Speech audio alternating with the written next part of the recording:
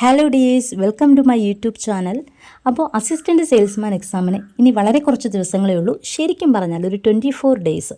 അപ്പോൾ ഒരുപാട് പേര് എന്നോട് ചോദിച്ചിട്ടുണ്ടായിരുന്നു, ഒരു ടൈം ടേബിൾ ശരിയാക്കി തരൂ. അതിനായിട്ട് നമ്മളൊരു ടെലിഗ്രാം ചാനൽ തുടങ്ങിയിട്ടുണ്ടായിരുന്നു.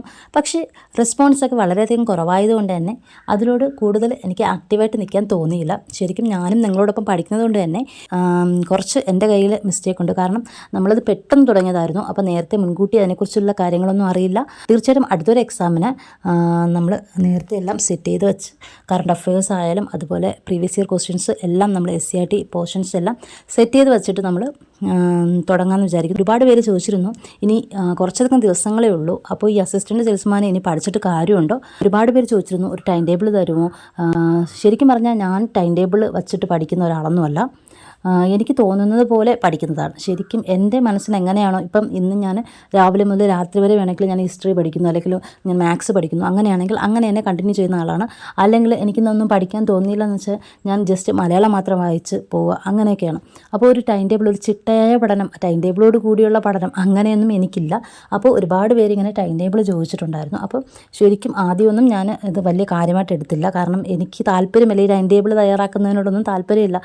അപ്പോൾ ചില ആൾക്കാർ ഭയങ്കരമായിട്ടും വീണ്ടും ഒരു ടൈം ടേബിൾ സെറ്റ് ചെയ്യണമെന്ന് പറഞ്ഞപ്പോൾ എനിക്ക് അവർക്ക് പഠിക്കാൻ ടൈം ടേബിൾ, പലർക്കും പല രീതിയാണല്ലോ. അപ്പോൾ അവർക്ക് ടൈം ടേബിൾ ഉണ്ടെങ്കിൽ അവർക്ക് കൂടുതൽ പഠിക്കാനൊരു എനർജി വരും, ഒരു കോൺഫിഡൻസ് വരുന്നു, അങ്ങനെയൊക്കെ തോന്നുമെങ്കിൽ അവർ പഠിക്കട്ടെ എന്ന് വെച്ച് അങ്ങനെയാണ് ഒരു ടൈം ടേബിൾ സെറ്റ് ചെയ്യാന്നുള്ള ആ ഒരു ഇതിലോട്ട് വരുന്നത്. അപ്പോൾ ആകെപ്പാടെ 24 ഡേയ്സേ ഉള്ളൂ.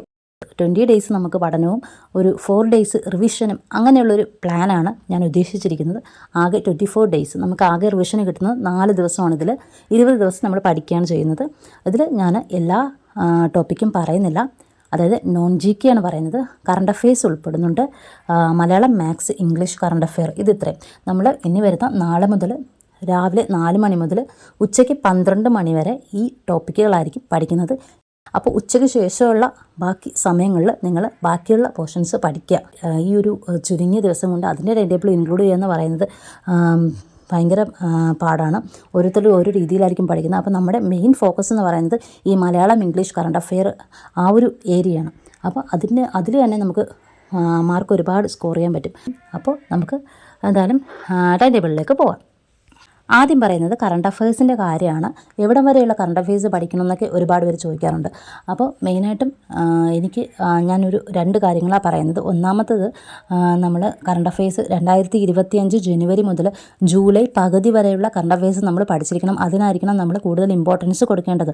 അതിനുശേഷം അതിത്രയും നിങ്ങൾ കവർ ചെയ്തെങ്കിൽ മാത്രം അതിനുശേഷം നിങ്ങൾ രണ്ടാമത് നിങ്ങൾ ചെയ്യേണ്ടത് 2024 ഡിസംബർ മുതൽ പിറകോട്ട്, അതായത് ഡിസംബർ, നവംബർ, ഒക്ടോബർ അങ്ങനെ നിങ്ങൾ പിറകോട്ട് ഒരു സെപ്റ്റംബർ വരെയുള്ള സെപ്റ്റംബർ, ഒക്ടോബർ, നവംബർ, ഡിസംബർ ആ ഒരു 4 മാസത്തെ കറണ്ട് അഫെയറിൽ ഇമ്പോർട്ടൻ്റ് ആയിട്ടുള്ള ഫാക്ട്സ് എല്ലാം വാരി വിളിച്ച് പഠിക്കരുത്. ഇപ്പോൾ ഈ പത്രവാർത്തകൾ എന്ന് പറഞ്ഞ ചാനലിലും അതുപോലെ ഒരുപാട് ചാനലൊക്കെ ഈ ഡെയിലി ന്യൂസ് ഇടാറുണ്ട്. അപ്പോൾ ഇതെല്ലാം വാരി വിളിച്ച് പഠിക്കാൻ പാടില്ല. ഇമ്പോർട്ടൻ്റ് ആയിട്ടുള്ള അപ്ഡേറ്റ് ആയിരിക്കുന്ന ഇമ്പോർട്ടൻ്റ് ആയിട്ടുള്ള കറണ്ട് അഫെയർസ് നിങ്ങൾ നോക്കുക. നിങ്ങളത് നോക്കുന്നതിനോടൊപ്പം നിങ്ങളത് നെറ്റിൽ സെർച്ച് ചെയ്ത് നോക്കുക. ഇപ്പോഴും അങ്ങനെ തന്നെയാണോ, അല്ലെങ്കിൽ വേറെ എന്തെങ്കിലും മാറ്റങ്ങളുണ്ടോ എന്നുകൂടി നിങ്ങളൊന്ന് സെർച്ച് ചെയ്ത് നോക്കുക. അപ്പോൾ ഉച്ചയ്ക്ക് ശേഷമുള്ള ബാക്കി സമയങ്ങളിൽ നിങ്ങൾ ബാക്കിയുള്ള പോർഷൻസ് പഠിക്കുക. അഫെയർ നമ്മൾ പഠിക്കുന്നത് എപ്പോഴും ഉച്ചയാവുന്ന ടൈമിലാണ്. അതായത് 11 മണി മുതൽ ഒരു 12 മണി വരെയുള്ള ആ ഒരു ടൈമിലാണ് നമ്മൾ കറണ്ട് അഫെയർസ് നോക്കുന്നത്. ഒപ്പം നമ്മൾ അതിനോടൊപ്പം നോക്കുന്നത് മലയാളമാണ്. അപ്പോൾ മലയാളത്തിൽ നമ്മൾ പ്രത്യേകം ഒരു ടോപ്പിക്ക് പറഞ്ഞ് ടൈം ടേബിളൊന്നും ഇട്ടിട്ടില്ല. മലയാളം നിങ്ങൾക്ക് ഇഷ്ടമുള്ളതുപോലെ നമുക്കറിയാം, മലയാളത്തിൽ മെയിനായിട്ടും ചോദിക്കുന്ന കുറച്ച് പോർഷൻസ് ഉണ്ട്. ഇനി അടുത്ത് പറയുന്നത് മാത്സിൻ്റെ കാര്യമാണ്. രാവിലെ 4 മണി മുതൽ 6 മണി വരെയാണ് മാത്സ് പഠിക്കേണ്ടത്. ചിലവർക്ക് മാത്സൊക്കെ ഭയങ്കര ബുദ്ധിമുട്ടാണ്. അങ്ങനെയുള്ളവരൊക്കെ തീർച്ചയായിട്ടും ഈ ഒരു ടൈം സെലക്ട് ചെയ്യുന്നതാണ് നല്ലത്. നമ്മൾ രാവിലെ ഉറക്കം എണീറ്റ് വരുന്നതായതുകൊണ്ട് തന്നെ നമ്മുടെ മൈൻഡൊക്കെ ഫ്രഷ് ആയിരിക്കും. അപ്പം നമുക്ക് പെട്ടെന്ന് മനസ്സിലാവും. നമ്മൾ മറ്റുള്ള സമയങ്ങളിൽ പഠിക്കുന്നതിൻ്റെ പകുതി ടൈം മതിയാവും നമുക്ക് പെട്ടെന്ന് മനസ്സിലാക്കിയെടുക്കാൻ വേണ്ടി. അപ്പോൾ മാത്സാണ് രാവിലെ പഠിക്കുന്നതിന് ഏറ്റവും പെട്ടെന്ന് തോന്നുന്നു. പെട്ടെന്ന് നമുക്കത് കംപ്ലീറ്റ് ചെയ്യാൻ കഴിയും. ആ ഒരു സിലബസ് മാത്സ് രാവിലെ എടുത്തു കഴിഞ്ഞാൽ, അപ്പോൾ മാത്സിൻ്റെ പോർഷൻസ് പെട്ടെന്ന് നമുക്ക് കംപ്ലീറ്റ് ചെയ്യാൻ കഴിയും. അപ്പോൾ അതുകൊണ്ടാണ് ഈ ഒരു 4 മണി മുതൽ 6 മണി വരെയുള്ള ആ ഒരു ടൈം തീർച്ചയായിട്ടും മാത്സിന് വെച്ചത്. അപ്പോൾ ഈ കുഞ്ഞുങ്ങളൊക്കെ ഉള്ളവരൊക്കെ ആണെങ്കിൽ ഈ ഒരു ടൈം വളരെ ബെനിഫിറ്റായിരിക്കും, ഈ ഒരു ടൈം എടുക്കുന്നത്. 9 മണി മുതൽ 11 മണി വരെ നമ്മൾ ഇംഗ്ലീഷിലേക്കാണ് പോകുന്നത്. അപ്പോൾ നമ്മൾ ഒരു ദിവസത്തിൻ്റെ തുടക്കം നമ്മൾ മാത്സും ഇംഗ്ലീഷിലൂടെയാണ് കടന്നു പോകുന്നത്. അതിനുശേഷം നമ്മൾ മലയാളവും കറണ്ട് അഫെയറിലും പോകുന്നത്. അതിനുശേഷം നിങ്ങൾ GK പോർഷൻസ് പഠിക്കുക. ഉച്ചയ്ക്ക് ശേഷം നിങ്ങൾ GK പോർഷൻസ് പഠിക്കുക. അപ്പോൾ മാത്സിൻ്റെ പോർഷൻസ് എടുക്കുമ്പോൾ മെൻ്റൽ എബിലിറ്റിയിൽ നമ്മൾ അതിനെ 2 ഭാഗങ്ങളായിട്ടാണ് തിരിക്കുന്നത്. അതായത് ഒന്നാമത്തെ ഭാഗത്തിന് കൂടുതൽ ഇമ്പോർട്ടൻസ് കൊടുക്കുക. കാരണം ഒരുപാട് പ്രാവശ്യത്തെ പ്രീവിയസ് ഇയർ ക്വസ്റ്റ്യൻസിലൊക്കെ ഒരുപാട് പ്രാവശ്യം ആവർത്തിച്ച ടോപ്പിക്കുകളാണ് ഒന്നാമത്തെ ഭാഗത്തിൽ ഉൾപ്പെടുത്തിയിരിക്കുന്നത്. അപ്പോൾ മെൻ്റൽ എബിലിറ്റിയിൽ ഒന്നാമത്തെ ഭാഗത്തിൽ നമ്മൾ പറയുന്നത് clock, calendar, direction, family relation, age, ഗണിത ചിഹ്നങ്ങൾ ഉപയോഗിച്ചുള്ള പ്രോബ്ലംസ്. അപ്പോൾ അതുമാണ് ഒന്നാമത്തെ ഭാഗത്തിൽ ഉൾപ്പെടുത്തിയിരിക്കുന്നത്. അടുത്ത രണ്ടാമത്തെ ഭാഗത്തിൽ വരുന്നത് ശ്രേണികൾ, സമാനബന്ധം, ഒറ്റയാൻ, കോഡിംഗ്, ഡീകോഡിംഗ്, സ്ഥാനനിർണ്ണയം. ഇതൊക്കെ നമ്മൾ പ്രത്യേകിച്ച് എടുത്ത് പഠിക്കേണ്ട ഒരു ഇതായിട്ട് തോന്നുന്നില്ല. നമുക്ക് ഏതൊരാൾക്ക് നമുക്ക് എക്സാം ഹാളിൽ നമുക്ക് ഇതൊക്കെ പൊതുവേ എല്ലാവർക്കും കിട്ടുന്ന ഒരു പോർഷൻസാണ്. അതുകൊണ്ടാണ് ഇതിന് രണ്ടാം ഭാഗത്തിൽ ഉൾപ്പെടുത്തിയത്. അപ്പോൾ മാത്സിൽ മെൻ്റൽ എബിലിറ്റിയിൽ ഈ 2 ഭാഗങ്ങളായിട്ടാണ് തിരിച്ചിരിക്കുന്നത്. ഇത് നമുക്ക് മാത്സിലെ മെയിനിലോട്ട് പോവാം. ഇവിടെ 3 ഭാഗങ്ങളായിട്ടാണ് തിരിച്ചിരിക്കുന്നത്. അതിൽ ഒന്നാമത്തെ ഭാഗത്തിൽ ഉൾപ്പെടുത്തിയിരിക്കുന്നത് ഭിന്നസംഖ്യ, ദശാംശ സംഖ്യ, ശതമാനം, പലിശ, കൂട്ടുപലിശ, ലാഭം, നഷ്ടം, നമ്പേഴ്സ് ആൻഡ് ബേസിക് ഓപ്പറേഷൻസ്. അപ്പോൾ ഇത് ഇത്രയാണ് ഒന്നാമത്തെ ഭാഗത്തിൽ. രണ്ടാം ഭാഗത്തിൽ ശരാശരി, അംശബന്ധം, അനുപാതം, പ്രോഗ്രഷൻസ്. അടുത്ത മൂന്നാമത്തെ ഭാഗത്തിൽ time and work, time and distance. നാലാമത്തെ ഭാഗം കൃത്യംഗം, ജാമിതീയ രൂപം. അപ്പം ജാമിതീയ രൂപമൊക്കെ ഒരുപാട് പഠിക്കാനുണ്ട്. അപ്പോൾ ഈ ഒരു 24 ഡേയ്സ്, അതിൽ 20 ഡേയ്സ് കൊണ്ട് നമുക്ക് എന്തായാലും ജാമിതീയ രൂപങ്ങളൊന്നും പഠിച്ചു തീർക്കാൻ പറ്റില്ല. അതിൽ ഏറ്റവും ഇമ്പോർട്ടൻ്റ് ആയിട്ടുള്ളത് മാത്രം തിരഞ്ഞെടുക്കുക എന്നുള്ളതാണ് ഒരു ബെറ്റർ ആയിട്ടുള്ള ഓപ്ഷൻ. അപ്പോൾ ഈ ഒരു മാത്സിലെ ഈ ഒരു 4 ഭാഗങ്ങളിൽ നിങ്ങൾ ഒന്നാമത്തെ ഭാഗം പഠിച്ച് ഉറപ്പിച്ചതിന് ശേഷം മാത്രമേ രണ്ടാമത്തേതിലോട്ട് പോകാൻ പാടുള്ളൂ. ഇനി ഇംഗ്ലീഷിൽ നമ്മൾ വൊക്കാബുലറി പോർഷൻസിനെ 3ആയിട്ട് തിരിച്ചിട്ടുണ്ട്. അപ്പോൾ ഒന്നാമത്തെ ഭാഗത്തിൽ വൊക്കാബുലറി പോർഷൻസിൽ വരുന്നത് ഫോറിൻ വേർഡ്സ്. നമുക്ക് ഒരു ലിമിറ്റഡ് ആയിട്ട് പഠിക്കാൻ കഴിയുന്ന ഒരു ഏരിയയാണ് ഈ ഫോറിൻ വേർഡ്സ് എന്ന് പറയുന്നത്. നമുക്ക് ഒരുപാട് വാരി വലിച്ച് പഠിക്കേണ്ട ആവശ്യമുണ്ടെന്ന് തോന്നുന്നില്ല.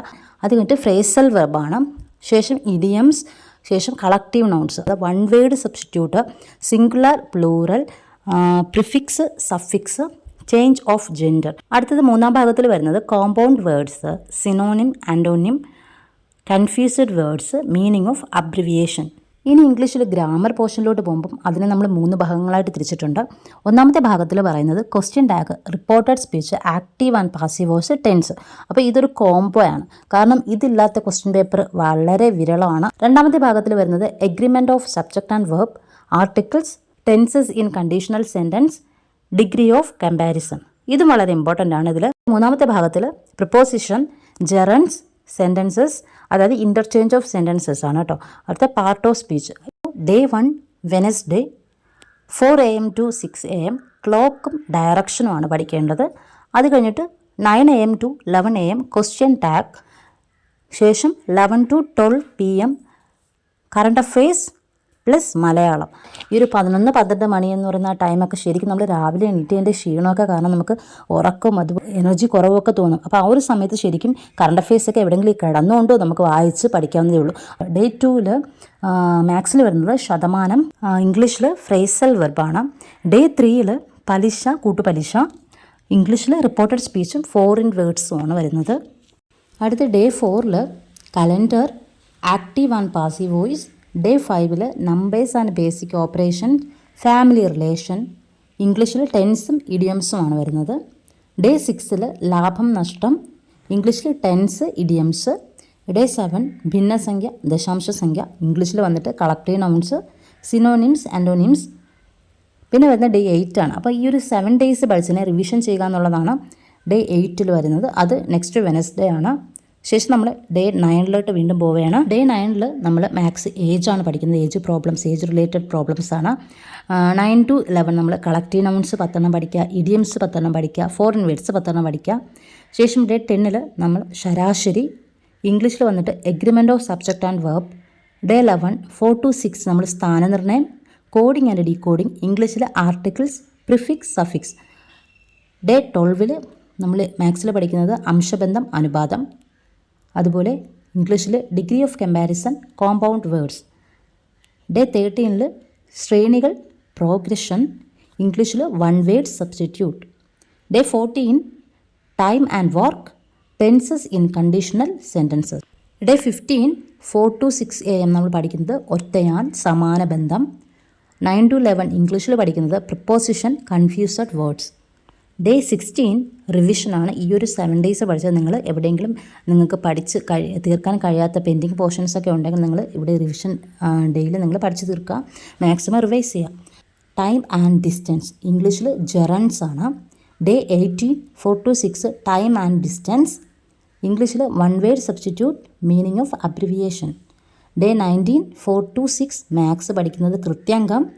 9 to 11 സിംഗുലർ പ്ലൂറൽ. ഡേ 20 നമ്മൾ 4 to 6 കൃത്യാങ്കം, 9 to 11 parts of speech. Day 21 4 to 6 ജാമിതീയ രൂപം, 9 to 11 ഇൻ്റർചേഞ്ച് ഓഫ് സെൻറ്റൻസസ്.